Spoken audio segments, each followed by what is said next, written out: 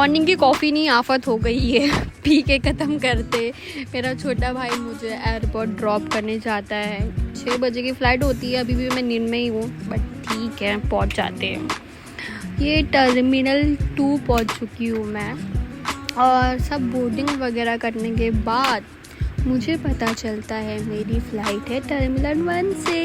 ये तो वहाँ से हमको फ्री की बस मिलती है और हम पहुँच चुके हैं टर्मिनल 1 पे।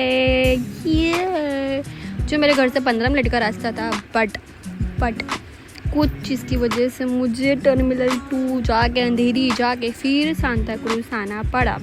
कोई ना, सब कुछ चेकिंग वगैरह सब कुछ करके मेरे बैग में मिलता है मतलब कैंची, सीज़र और नेल कटर और टेप, ये सब कुछ निकाल देते हैं एयरपोर्ट पे।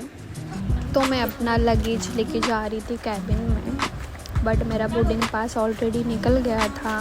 इसकी वजह से मैंने अपने आप को चेकआउट की। मुझे बहुत नींद आ रही थी, पर जाना तो है। कुछ पैसों के लिए काम कर रही हूँ मैं, मतलब पेट के लिए। फ़्लाइट में बैठ चुकी हूँ मैं। आजू बाजू मेरी दीदियाँ थी, इसलिए मैं बहुत खुश थी क्योंकि सीट मेरी बीच में थी। मैं सोची आजू बाजू अंकल हो गए तो मैं कैसे ही ट्रैवल कर पाऊँगी। पर दोनों दीदी भी मस्त थे, मस्त सो रहे थे। अपन अपनी वीडियो बनाने में बिज़ी थे, और ज़िंदगी में क्या चाहिए। तो अपने आप को सिंगल मीन्स सोलो ट्रिप थी मेरी बेंगलुरु की, ऐसा बोलने का मतलब था। मुंबई टू बेंगलुरु अच्छा था। धीरे धीरे करके ऐसे आगे बढ़ेंगे, क्योंकि ज़िंदगी में कोई साथ तो रहेगा नहीं अपने। एक ना एक दिन अकेले ही हो जाना है। वॉशरूम जाती हूँ मैं, पर जहाँ मिरर दिखता है वहाँ मैं सेल्फी और वीडियो बनाने लग जाती हूँ।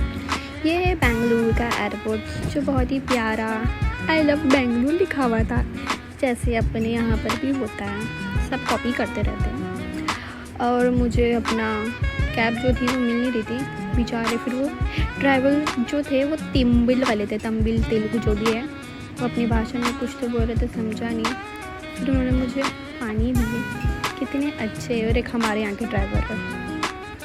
फिर थोड़ा सा व्यू एंजॉय करते हुए, थोड़ा सा मतलब बादल मिल जाता है तो मेरी बहन की मुझे याद आ जाती है, क्योंकि उसको ये सब व्यू और नेचर बहुत पसंद है। उसकी वजह से मुझे भी पसंद होने लग गया है।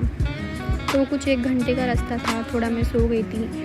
फिर मैं पहुँचती हूँ, अपना सेटअप लगा देती हूँ, और सेटअप वेटअप लगाने के बाद रेडी होते ब्राइड्स ब्राइडल, उनकी मम्मी पापा नहीं, मतलब मम्मी बहन ननद जो भी है।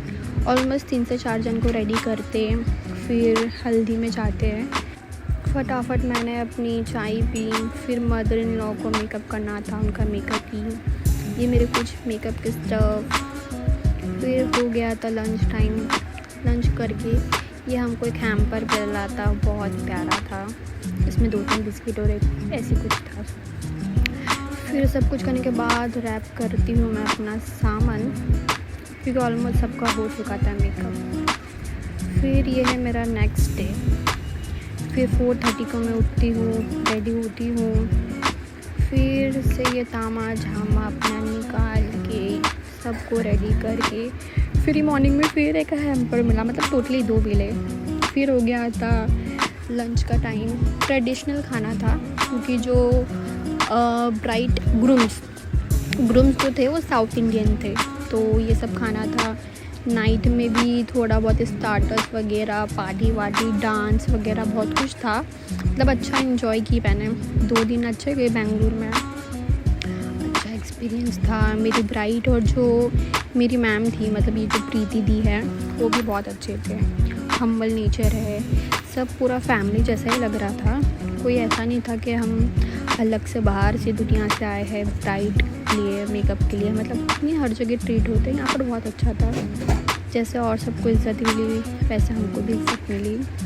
और ग्रूम्स और दूल्हे वाले मस्त डांस वांस किए, हमने भी थोड़ा बहुत इंजॉय किए। तो ये लास्ट डे था, तो ये सब गाने वाने चल रहे थे।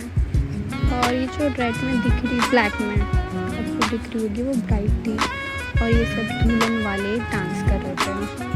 ये सब ख़त्म करके मॉर्निंग की हमारी फ़्लाइट होती है, तो हम लोग निकल जाते हैं फिर से। मॉर्निंग की नहीं, रात की फ़्लाइट थी शायद, हाँ रात की थी। कुछ सामान में दीदी के इशू आ जाता है, वो क्लियर वगैरह करके हम लोग फटाफट अपना बोर्डिंग पार्ट कंप्लीट, फिर से हमेशा की तरह वॉशरूम जाके सेल्फी लेके हम पहुंच जाते हैं बोर्डिंग के पास। वहाँ थोड़ा वेट करते हैं बेंगलुरु एयरपोर्ट में। मतलब अच्छा व्यू था, मतलब अच्छा है, बहुत अच्छा है, बड़ा है। फिर यहाँ पर बेटा, राधिका की बर्थडे पार्टी में कितना खर्चा हुआ था बताओ, किसको कितने पैसे देने हैं? अनंत ने कहा बाबा 10 करोड़ का खर्चा आया। मुकेश अंबानी ने हैरानी से पूछा कैसे? वेट करते हैं बोर्डिंग वगैरह फिर से क्लियर करके, क्योंकि 25 जनवरी आने वाला था, जिसकी वजह से बहुत चेकिंग चल रही थी गाइस, बहुत। मतलब मैं तो थक गई थी। आखिरकार फ़्लाइट में जाती हूँ मैं, और यहाँ मुझे बाद में पता चलता है मेरी विंडो सीट है। तो मेरे को बहुत अच्छा लगा कि फिर से मुझे वीडियो बनाने मिल जाएगा, फ़ोटो खींचने मिल जाएगा विंडो से।